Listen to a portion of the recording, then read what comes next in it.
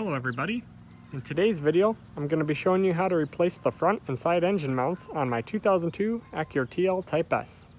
Some symptoms of bad engine mounts can include excessive vibrations, clunking, as well as chirping of the engine mounts when you put the car into gear, and as well as during acceleration. I'm going to start this by showing you what exactly bad engine mounts look like. Alright, and to test the motor mounts, you're going to need one person in the car and one person outside of the car to watch.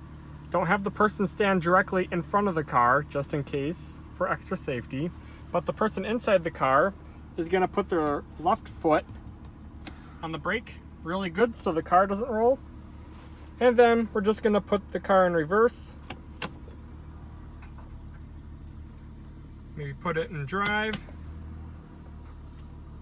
just so we can have the other person see how much the motor mounts are moving. And then while in drive, you can give the gas just a very slight little tap, just so that the RPMs reach between 1,000 and 1,500. You really don't need to give it that much gas. And from inside here, you'll probably hear a little chirp. So let's give it a try. Heard a little bit of a knock there.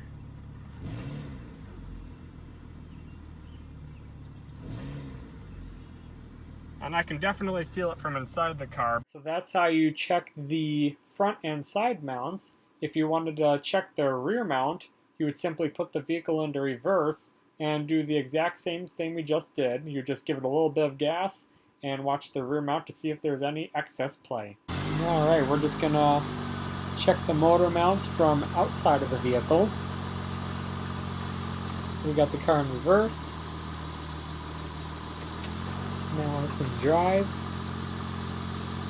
Give it a little bit of gas here. You can definitely hear that clunking going on. Let's try it in reverse now. Give it a little gas. Not nearly as much movement in reverse as in drive for the side mount. Let's try drive one more time.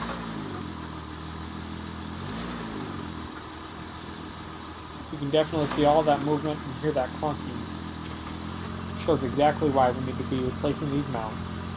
Alright, we're just going to check the front motor mount now. Got the car in reverse.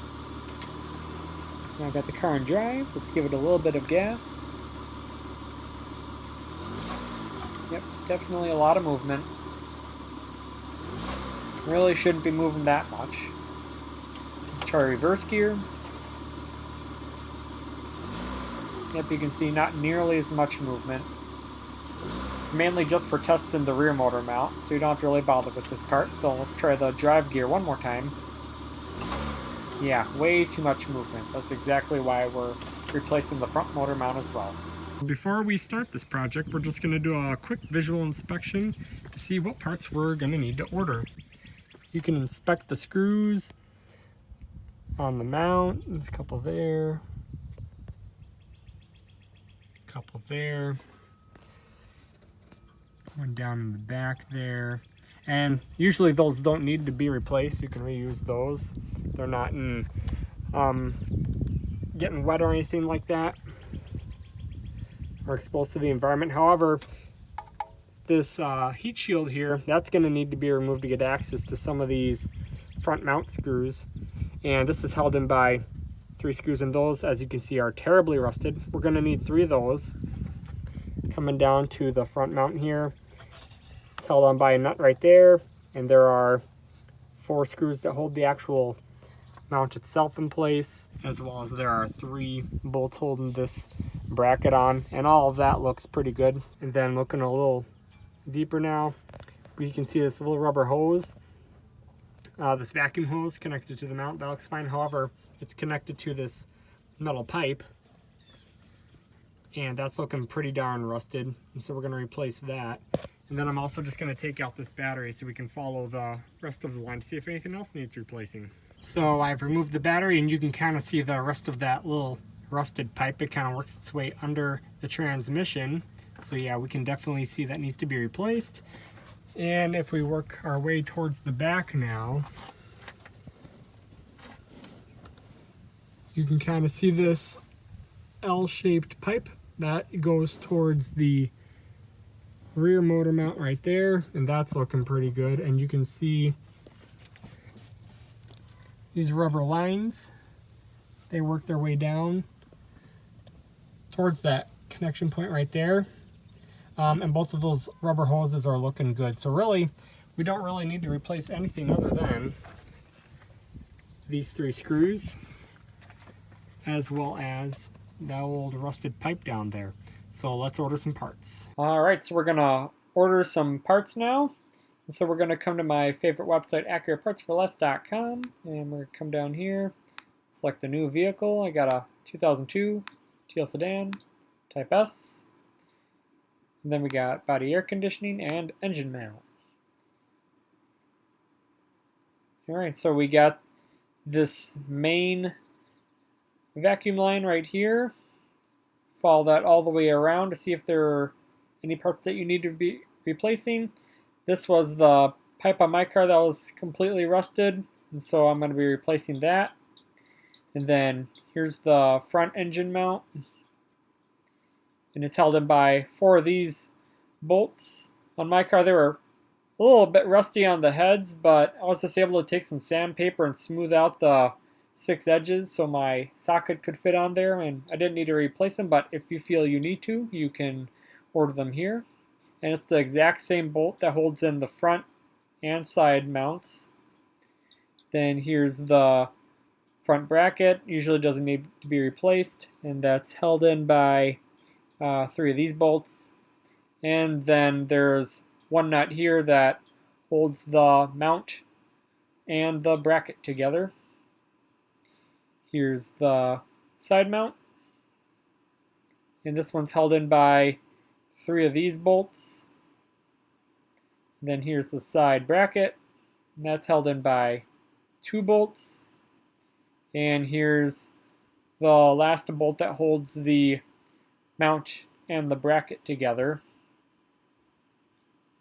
And then we can come backwards, come on down to engine and select exhaust manifold. And here's that heat shield, and that's held in by these 3 screws. These were completely rusted on my vehicle, so make sure to order a quantity of 3 like that. And we should be all set for parts. Just gonna remove this little cover right here for a little bit of extra room. So I'm just gonna undo that screw,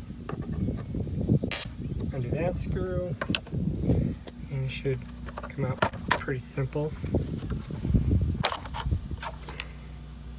There we go. We're gonna remove this heat shield, and that is held in by 3 12mm screws. And I would highly recommend using a 6-sided hex socket to remove those, since they are extremely rusted. Now that those 3 bolts are out, we can remove this heat shield. And to remove this heat shield, you can just guide it across over the engine mount, under the radiator hose, and then out the bottom of the car through that little gap right there. Next, we're just going to take some WD-40 and spray down all those bolts. All right, so next we're just going to remove that top nut connecting the bracket to the engine mount. That's a 17mm. Got a nice long extension and a breaker bar. And we'll just crack it loose and remove that nut. Next, we're going to come under the vehicle and we're going to grab our jack and a piece of flat wood, and we're going to put it under the oil pan in order to jack up the engine just a tiny bit, just enough so it can support the weight of the engine. And let's just jack up the engine a little bit.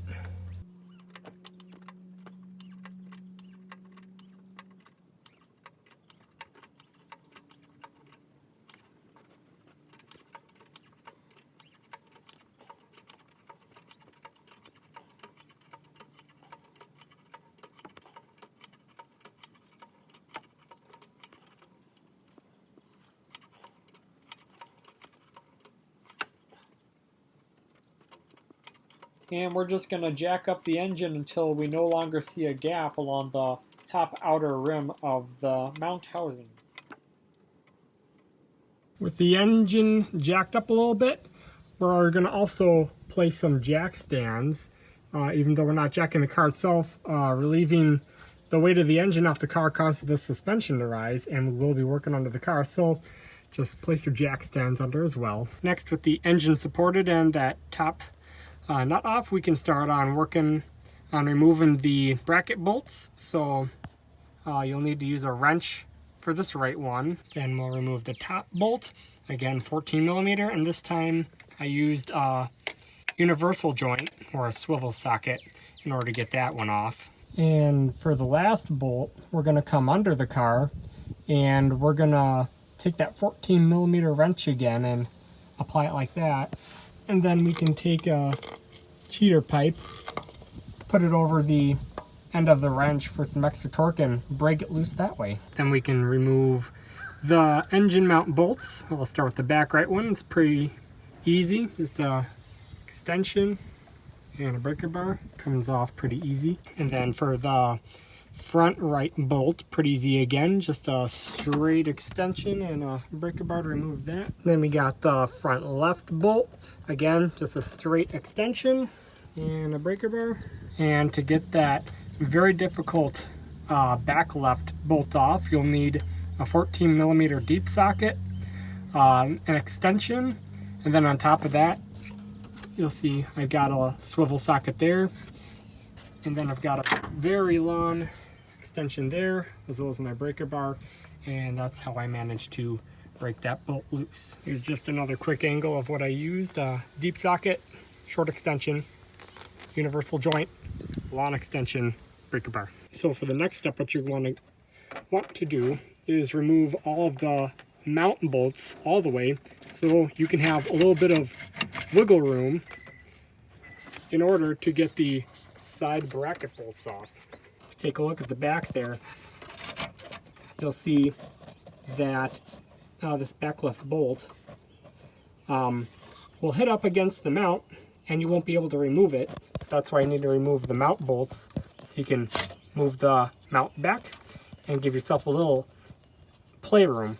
So remove the mount bolts, give yourself some wiggle room, and then you can remove the bracket bolts and remove the bracket. We have every single bolt removed, so now we can take off the bracket. Here we go. And then next, before we remove the mount, you'll see we still have this hose connected to it, so we have to remove that. I usually find a pick tool like this works pretty well. You just kind of get it on up under the tube, kind of loosen it up a little bit, and it usually pops off like that. All right, and after you disconnect that tube right there, you can then take this little clip off of the radiator hose, and then you can lift your engine mount up and out through these two hoses. Then you can, again, take your little pick tool and maneuver the rest of the tube off of the engine mount itself. And then we'll come under the car. This is if you're replacing that tube, but here's the rest of that airline tube. Follow it back, and we'll disconnect the other end of this tube. And then there's a bunch of these black clips holding the pipe in. We'll just unclip it and we can remove the pipe. All right, so we can put our new piece of pipe in. You can see it's held in by these black clips right there. A couple at the corner there, and working our way back. There's one more back there, and then you can connect the piece of tubing to the pipe at the very end back there.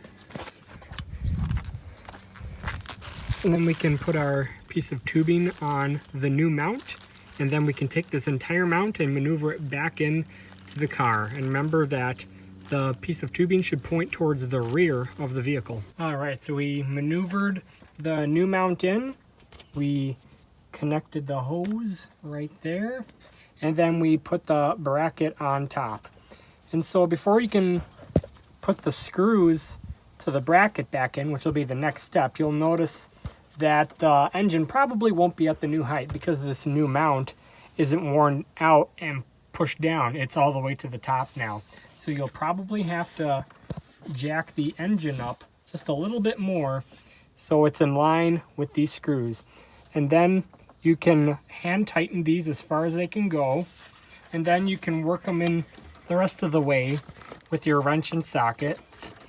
And don't tighten them all the way. Make sure it's a little bit loose so you can still hear it clicking and moving around, just to give us a little bit of free play so we can maneuver our mount around in order to get these bolts lined up, which we'll do next. All right, and so we can do pretty much the same thing with the mount bolts as with the bracket bolts. We'll hand tighten them, starting with the back left one, since that's the hardest one to get to in the first place. Hand tighten them all, and then you can work them the rest of the way in with your ratchet. And now it's time to torque them down to 40 foot-pounds. All right, so we've got all 4 of the mount bolts torqued down to 40 pounds, starting with the one in the back left again, and then working our way around. And next, we can evenly tighten these bolts down. Just make sure again that the engine is at the proper height, and work these bolts in. And these you'll need to torque down to 28 foot-pounds, but good luck getting a torque wrench on these side bolts. However, you could get your torque wrench on this one, so you may as well torque that one down to 28 pounds. And then just take your little wrench and give it a good push on both sides. This one from up top, and then working on this one from the bottom. For the next step, we can lower the motor down. So let's just go nice and slow, or try to.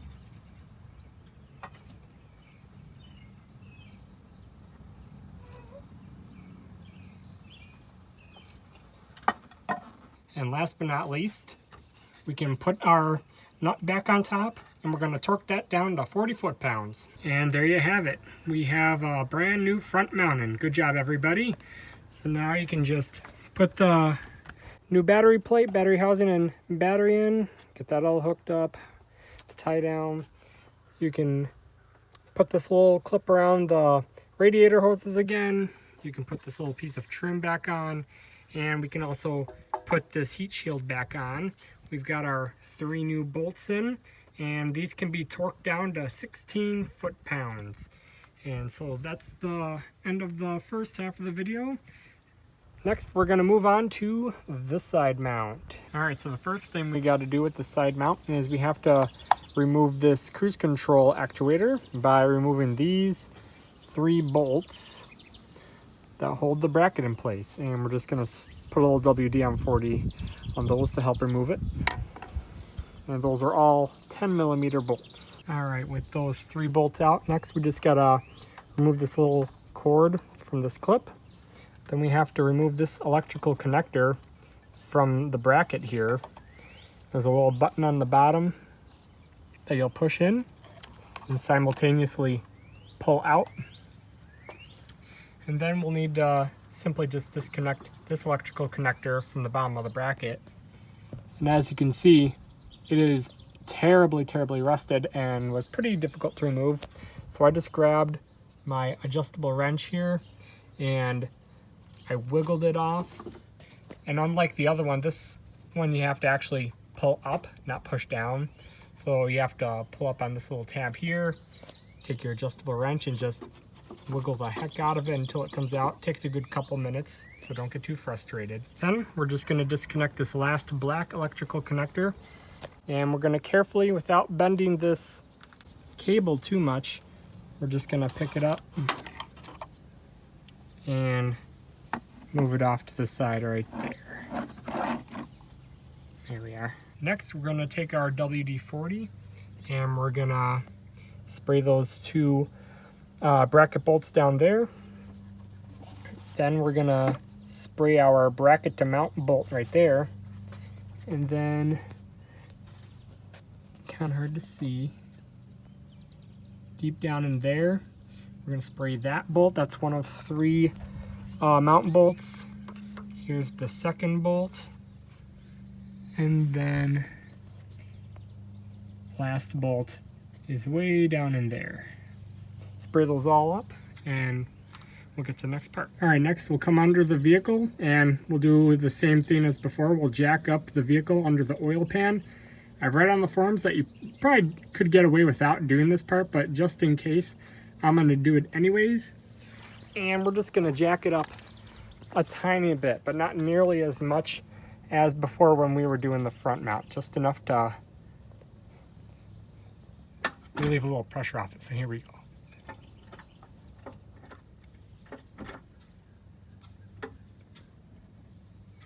All right, and I'd say that's plenty. All right, next we're gonna remove the bracket to mount bolt, and this is a 17 millimeter, and I've got a combination of a deep socket, a little 1/2 inch to 3/8 inch converter, and my breaker bar.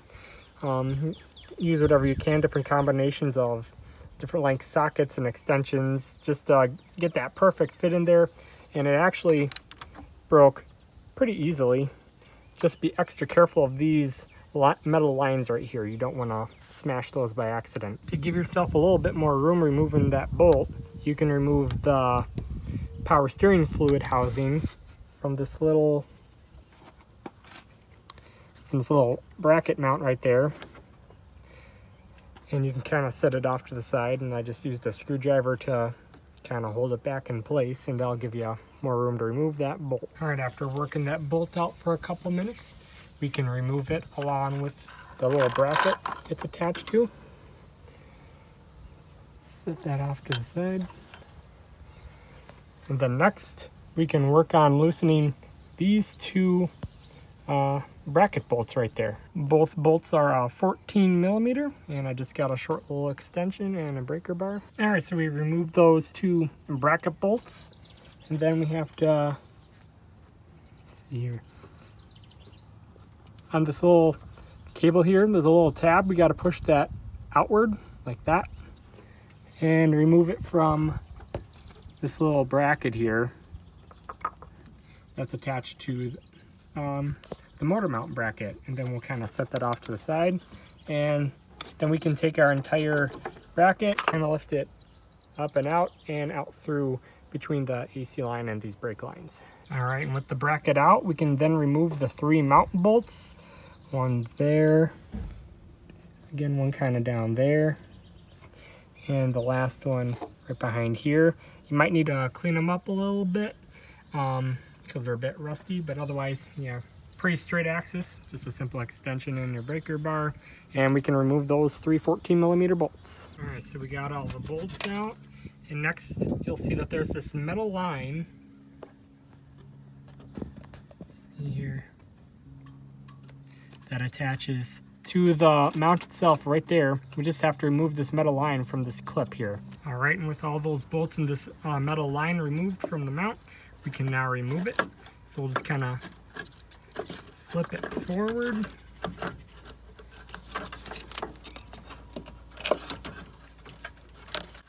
Just like so.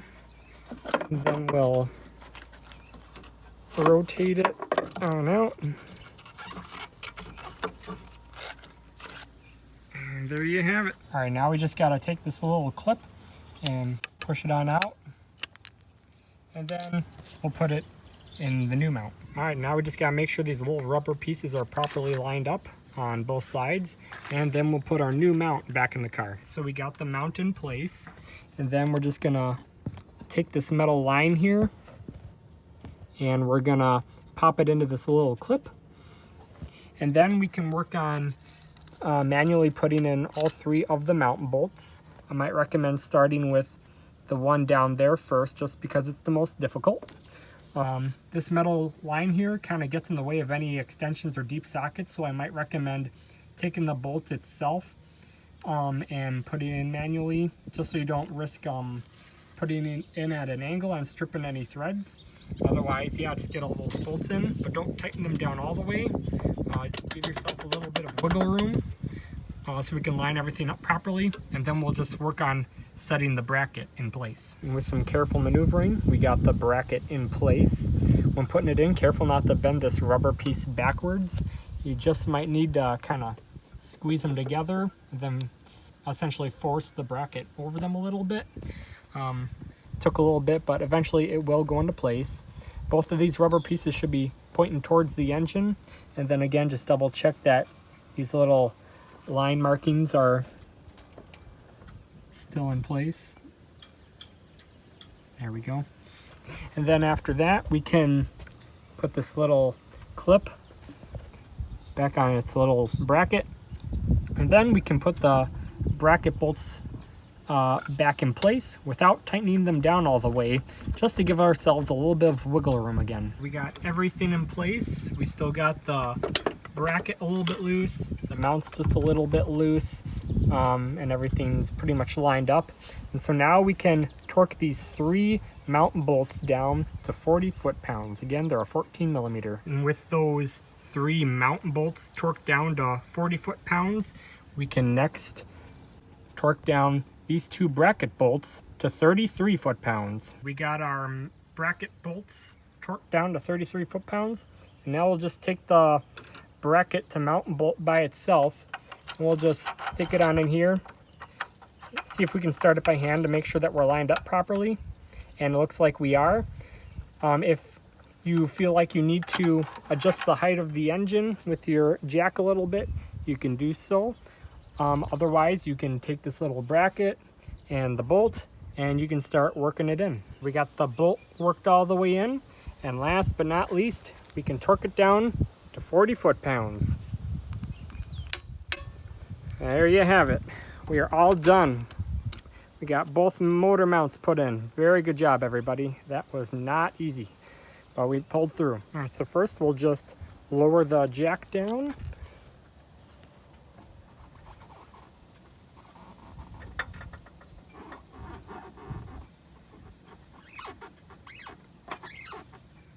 There we go, that's all the way down.